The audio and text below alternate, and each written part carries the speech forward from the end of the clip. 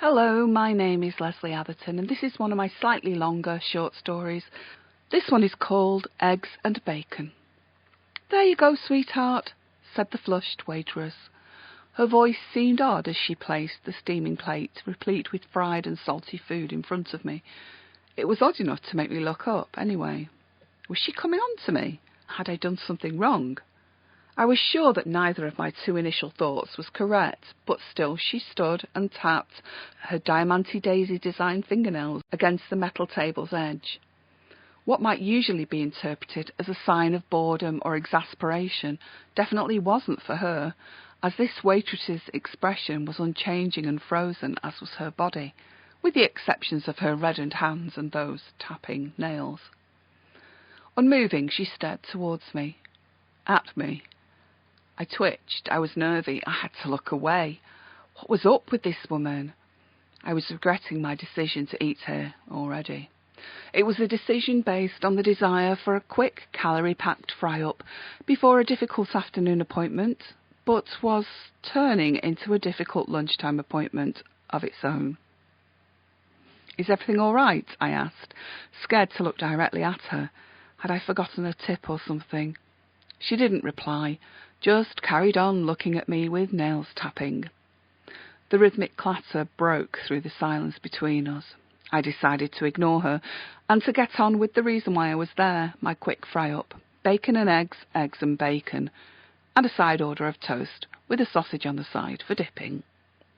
My knife pierced the egg's yolk, so I speared my single charred sausage and dipped it into the gooey yellowness. I took a bite. It was tasty and perfectly cooked, but the nails still tapped intently, loudly, hollowly. Even the food couldn't block that out. I finally looked up impatiently at her creased, middle-aged face. Her nails were incongruous with her scruffy uniform face and hair. She continued tapping as her drooping, sad eyes filled with tears. "What's wrong?" I queried her again, more sympathetic this time. "Tell me." And without warning, the tapping stopped. Her legs collapsed and my waitress fell heavily to the floor, taking my mug and toast plate with her. The crash was deafening. The ensuing silence was deafening too for half a second, while staff and customers processed what had happened. It was then that the shrieking began, though it died down almost as soon as it had started. Either the whole cafe was suffering from a complete lack of curiosity and compassion, or else everyone had decided that it was my job to deal with the waitress, given that she had fallen at my table. I must have looked efficient and capable in my office wear. I must have looked it, though I was anything but. I could do project management meetings, I could do staff appraisals, and I could do awkward consultations with the bosses. I knew how to look as if I had the job in hand, even when I didn't. I didn't have this job in hand and hadn't a clue about what I should do next. The waitress, crumpled on the floor with her pink and food-stained hands rubbing through her greying hair, was, by now, sobbing without break. Awkwardly, I knelt beside her and reached down to hold her shoulders as she sobbed. My brooch, a pointed starburst, which I felt showed just the right mix of positivity, creativity and managerial prowess, was dangerously close to the waitress's eye. I pushed her away slightly. She was trying to talk just a little, but it was only in syllables and mumbles, and none of it made any sense. I shouted over to a staff member, a scruffy-looking lass wearing Cleopatra-like eye makeup. "Have you got a staff room where she could go to rest?" When the girl nodded and pointed, I walked the waitress to the counter and prepared to hand her over. Her colleagues were best dealing with this, I thought. I wanted my food, and I wanted to forget all about their odd waitress and her tears. If I'd wanted to spend all my days dealing with tears, I'd become a mother or a social worker. But she grasped my hand. "Don't leave me," she pleaded, and I knew I had no option but to stay.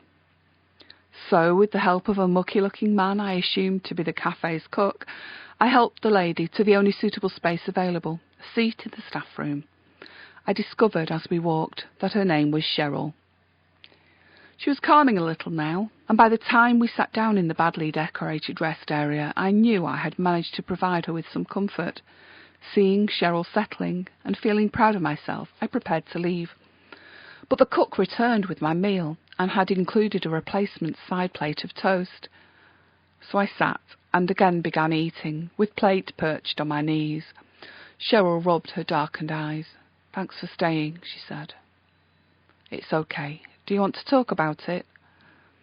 "It's complicated. Family things." "Tell me," I said, in for a penny and all that. "Take your time. I get an hour for lunch." I meant her to realise just how precious my time was. Instead, she smiled gratefully and began to talk.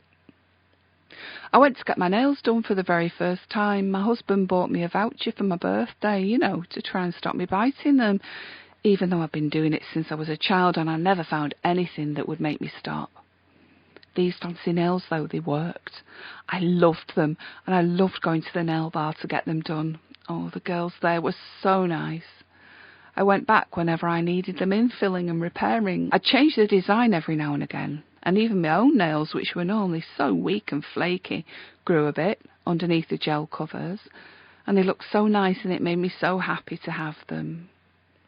My hands had always been so red and swollen from working here, but suddenly they started to look so much better, and I was so thankful. I have to keep them short, my nails, because of the job, but my boss never complained about the colours and designs. And do you know, the regulars liked looking at them and admiring them too. I'd have stars and stripes and diamante studs and pink pansies. Hey, it's amazing what the girls can do. Here, see, this time I've gone for daisies on a black background. Everyone says they're pretty without being too twee. Cheryl admired her fingertips as I nodded in hesitant agreement. Despite myself, I was becoming interested. As an ex-biter myself, I definitely appreciated how she felt about those nails.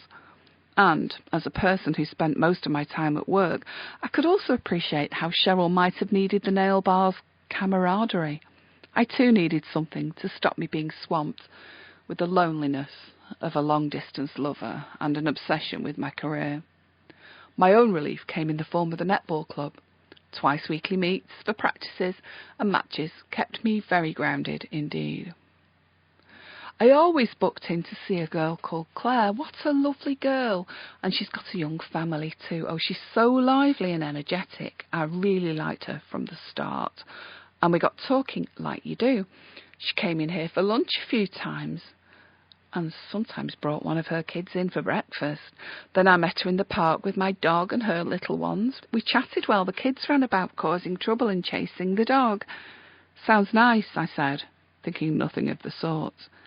It was nice. More than nice. "She's my daughter." She sniffed and I gasped. Then Cheryl continued, without invitation. I knew as soon as she started telling me her story, all the details fit, like how she'd been given up for adoption as soon as she was born, put into foster care and eventually adopted by a couple, one a teacher, the other an electrician. I could have said the words for her. I knew it was her. I checked, of course, by finding out where she lived and asking for her birthday, but I knew anyway she was the very kind of girl I would have wanted for my daughter. She was happy too. She didn't have any grudges against her birth mother, me. She understood. She has a kind of wisdom that I wished I had too. And my grandkids liked me and liked my dog too. I know that shouldn't matter, but it just made it feel even more right. Like it was meant to be. We kept meeting up, accidentally, on purpose. I knew the playground where she took her kids and I knew their school too. Oh, it was lovely, it really was. Cheryl's sobbing returned and I patted her on the shoulder. "Go on," I said. I decided to tell her the next time I saw her. I worked it all out in my head, what I was going to say and how I was going to say it. I asked my boss if I could have my break when Claire came in. I knew she'd be here, as she usually pops in for breakfast on a Tuesday. Her eldest does a breakfast club class at school. Karate, I think, so she usually treats the youngest to beans on toast here while they wait to pick him up. And she did come in. I had jellied legs and my heart was racing. I felt sick with fear. But I walked to a table, took her order and gave both our breakfast orders to the cook. I sat back down at the table. She looked at me like she didn't understand what I was doing, so I asked if I could join her. She said of course, so I sat down. And I just came out with it, how she was my baby girl, and how I was so glad to have met her again, and how it was all fated. Well, you know, you can imagine. Once I started talking, it all just came out. I couldn't stop. I didn't notice the expression on Claire's face till I stopped speaking. Our food and drink arrived, and so did Claire's other mum. I didn't like her. I knew she wasn't right for Claire. How could she be? The first thing she said was, "I don't know why you'd want to meet here, darling. It's just so downbeat, even for you." Claire got up and left her food and drink untouched on the table. All she said was, "Yes, well, it's handy for school, but I won't be coming again." They just got up and left. The three of them walked out, child and mum, child and mum. They actually walked out of the cafe. The three of them just walked out, just like that. They didn't even say goodbye. They didn't take the food or pay for it. They didn't look behind. Well, Claire couldn't even look me in the eye. She didn't say she'd come and see me later when she'd got over the shock. She didn't say anything. But then she shouted from the doorway, "You are not my mother." Cheryl's eyes filled with tears once more, and once more I wasn't sure what to say. She was clearly delusional. But her heartbreak was real, and nobody could ignore a fellow human in pain. I hoped that telling her story would help, but it didn't seem to improve her state of mind. "That happened this morning," she continued. "I didn't tell anybody. I just carried on. I really did, till now. When I looked at you, it came to me so quickly. I realised I was wrong about Claire. She can't possibly be related to me. She's far too small for a start. But as soon as I saw you, I knew. And the way you were with me, the compassion, the understanding. Can't you feel it, our connection? Can't you see we even look the same? Look, you have the same face shape, and we both have long brown hair. And I like eggs and bacon too. It was meant to be. You're my daughter." I looked up at the cook, who was still standing at the entrance to the staff room. I'd finished eating, but it was my plate's turn to crash to the carpeted floor, cutlery clattering. Cheryl blinked her eyes and stared, unseeing. "Sweetheart," she implored, "don't you see I like eggs and bacon too?" "Her husband's on his way," said the cook. "I'd go now, love. Your dinner's on the house." "Sweetheart," she cried after me, "we've got apple pie and custard for dessert. Come and eat it with me. Let's get to know each other properly. Sweetheart." I left the staff room just as a smart and attractive middle-aged gentleman with a kind and concerned expression was ushered in. "I've got a confession to make to you, Brian," Cheryl wailed, and Brian walked to her and held her face in his hands. "I have a daughter, and there she is," she wailed. Brian looked at me and shook his head. I continued to walk as she pointed right at me.